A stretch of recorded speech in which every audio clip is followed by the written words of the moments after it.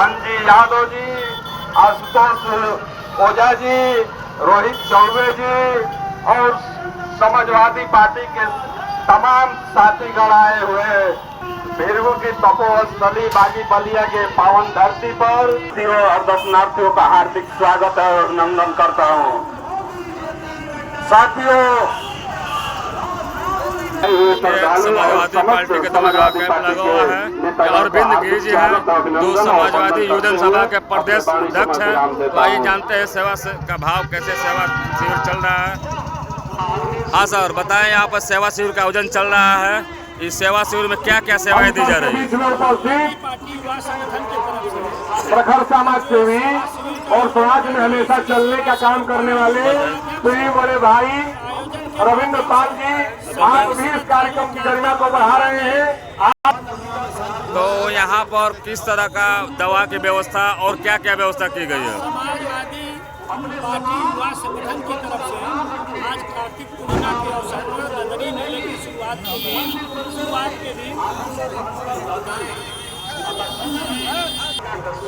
Samajwadi party युवा संगठन की तरफ से आज कार्तिक पूर्णिमा के अवसर पर ददरी मेला के शुरुआत के दिन ही एक शिविर का आयोजन किया गया और इस शिविर के माध्यम से भूले भटके कोई दवा के लिए परेशान हो या किसी भी चीज़ को उसको परेशानी होगी, समाजवादी पार्टी युवा संगठन और समाजवादी पार्टी के नेताओं के द्वारा उनको हर तरह का सहयोग दिया जाएगा।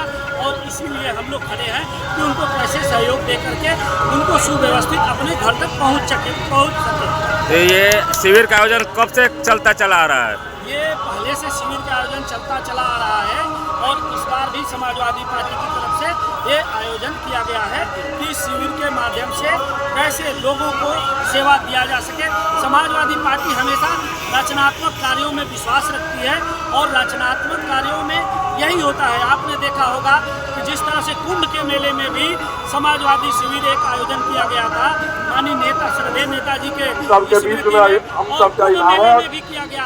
ऐसे ही हर जगह समाजवादी पार्टी के लोग समाज में हमेशा कदमों से चलने वाले अभिभावक आदरणीय रामजी गुप्ता जी, आपका आगमन हुआ है, आपका अभिनंदन करता हूँ। तो जनपद वासियों को कार्तिक पूर्णिमा पर किस तरह का धन्यवाद और बधाई ज्ञापित करना चाहेंगे? जनपद वासियों को और बलिया जनपद के ही दूसरे जनपद के लोग आते हैं, उन सभी श्रद्धालुओं को कार्तिक पूर्णिमा के अवसर पे बहुत बहुत बधाई और भगवान उनकी सारी मनोकामना पूर्ण करें। और देखा जाए तो ददरी मेला का आयोजन भी चल रहा है, तो कैसा चल रहा है इस साल का ददरी मेला? ददरी मेले को इस जो जालिम हुकूमत है, यह जो सरकार है, यहाँ के जो मंत्री हैं, पूरी तरह से भ्रष्टाचार का अड्डा बना दिया है। आपने देखा होगा कि जब ददरी मेला में जब समाजवादी पार्टी की सरकार थी, या आज का नहीं, इतिहास उठा के देख लीजिए, जब चंद्रशेखर जी युवा नेता थे तो उन्होंने ददरी मेला में डॉक्टर लोहिया को बुलाने का काम किया था। लोकनायक जयप्रकाश नारायण आए थे और उस ददरी मेला में तमाम तरह के रचनात्मक कार्य होते थे। यहाँ पे कवि सम्मेलन होता था, यहाँ पे जिला केसरी का चुनाव होता था, यहाँ पे कई तरह की सरकार की तरफ से प्रदर्शनियाँ लगती थी और वो सारे चीज़ों को इस ददरी मेला में इस सरकार ने बंद करने का काम किया है।